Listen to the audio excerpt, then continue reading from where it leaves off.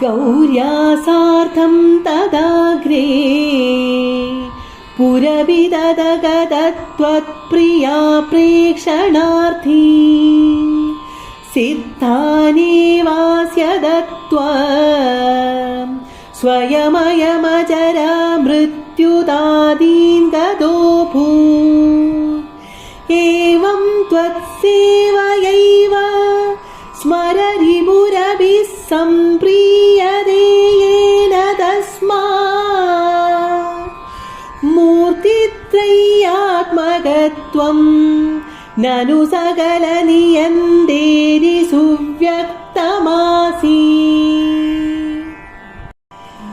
त्रंशेऽस्मिन् सत्यलोके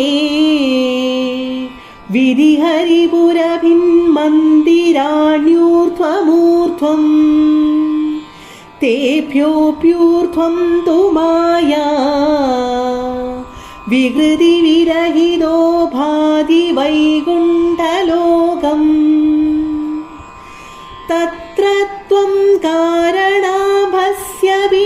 पशुपकुले शुद्धसत्त्वैकरूपी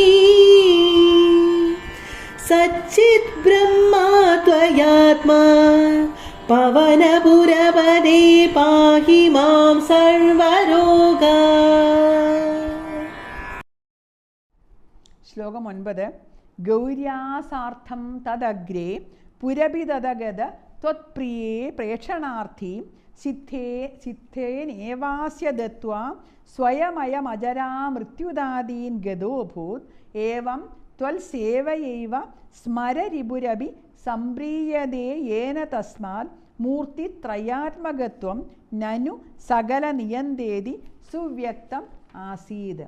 അഥ അനന്തരം പുരഭിത് ത്രിപുരാന്തകൻ അല്ലെങ്കിൽ ശ്രീ പരമേശ്വരൻ ഗൗര്യാസാർത്ഥം പാർവതീദേവിയോട് കൂടി ത്വത്പ്രിയ പ്രേക്ഷണാർത്ഥി മാർക്കണ്ഠേയൻ്റെ പ്രേക്ഷണത്തെ അല്ലെങ്കിൽ ദർശനത്തെ അർത്ഥിക്കുന്നവനായിട്ട് അല്ലെങ്കിൽ ഭഗവത് ഭക്തനായ മാർക്കണ്ഠേയനെ ദർശിക്കുന്നവനായി ത്വദഗ്രേ ഗത നിന്റെ മുമ്പിൽ ചെന്നിട്ട് അസ്യ ഈ മാർക്കണ്ഠേയന് സിദ്ധാൻ ഏവ കൈവന്നവ തന്നെയായ അജരാമൃത്യുദാദീൻ ജരാമൃത്യു തുടങ്ങിയ ഇല്ലാത്ത അവസ്ഥയെ സ്വയം ദത്വ ആവശ്യപ്പെടാതെ തന്നെ കൊടുത്തിട്ട് അയം ഗതാഭൂത് ഈ ശ്രീ പരമേശ്വരൻ ഗതനായി ഭവിച്ചു പോയി. ഏവം സസ്മരരിപു അഭിപ്രകാരം ആ സ്മരരിപുവും ഏന ത്വൽസേവയാ ഏവ നിന്റെ സേവ കൊണ്ട് തന്നെ പ്രിയതേ സന്തോഷിക്കുന്നു. തസ്മാത് അക്കാരണത്താൽ ത്വം നീ മൂർത്തിത്രയാത്മക മൂന്ന് മൂർത്തികളും സ്വരൂപമായവനും സകല നിയന്ത എല്ലാത്തിനെ നിയന്ത്രിക്കുന്നവനും ഇതി എന്ന് സുവ്യക്തം ആസീത് അനു ഏറ്റവും വ്യക്തമായി ഭവിച്ചുവല്ലോ. മായാദർശനം കഴിഞ്ഞിട്ട് തൃപ്തനായ മാർക്കണ്ഠേയൻ്റെ മുന്നിൽ ശ്രീ പരമേശ്വരനും പാർവതീദേവിയും അവതരിച്ചു. മാർക്കണ്ഠേയൻ അവരെ വണങ്ങി സ്തുതിച്ചു. സന്തുഷ്ടരായ ശിവപാർവതിമാർ ഇഷ്ടമുള്ള വരം സ്വീകരിക്കാൻ ആവശ്യപ്പെട്ടുവെങ്കിലും മാർക്കണ്ഠേയൻ ഒരു വരവും ആവശ്യമായിട്ട് തോന്നിയില്ല. ചിരഞ്ജീവിത്വവും നിത്യയൗവനവും അദ്ദേഹത്തിന് മുൻപ് തന്നെ ലഭിച്ചിരുന്നുവെങ്കിലും ദേവീദേവന്മാർ ജരാമൃത്യുകളില്ലായ്മയും വിഷ്ണുഭക്തിയും യശസ്സും ജ്ഞാനവും ആചാര്യത്വവും ആവശ്യപ്പെടാതെ തന്നെ മാർക്കണ്ഠേയന് നൽകി അനുഗ്രഹിച്ചു. വിഷ്ണുഭക്തന്മാരെ കാമവൈരിയായ ശ്രീ പരമേശ്വരൻ പോലും ഇഷ്ടപ്പെടുന്നു എന്ന് ഈ സംഭവം തെളിയിക്കുന്നു. ശ്ലോകം 10. ത്രംശേസ്മിൻ സത്യലോകേ വിധി ഹരി പുരഭിൻ മന്ദിരാണി ഊർധ്വമൂർധ്വം തേഭ്യോപ്യൂർധ്വം തു മായ വികൃതി വിരഹിതോ ഭാതി വൈകുണ്ഠലോക തത്ര ത്വം കാരണാംഭസ്യപി പശുപകുലേ ശുദ്ധസത്വൈകരൂപി സച്ചിത് ബ്രഹ്മാദ്വയാത്മാ പവനപുരപദേ പാഹിമാം സർവരോഗാത്.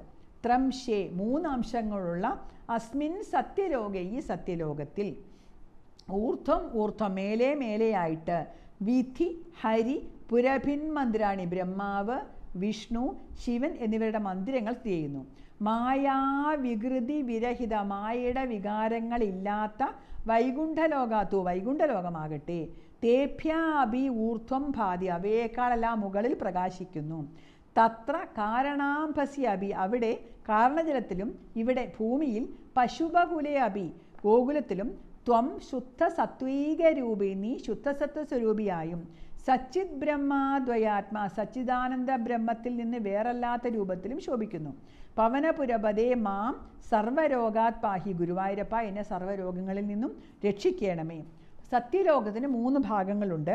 ഒന്നിനുമേതെ മറ്റൊന്ന് എന്ന ക്രമത്തിൽ സ്ഥിതി ചെയ്യുന്നു.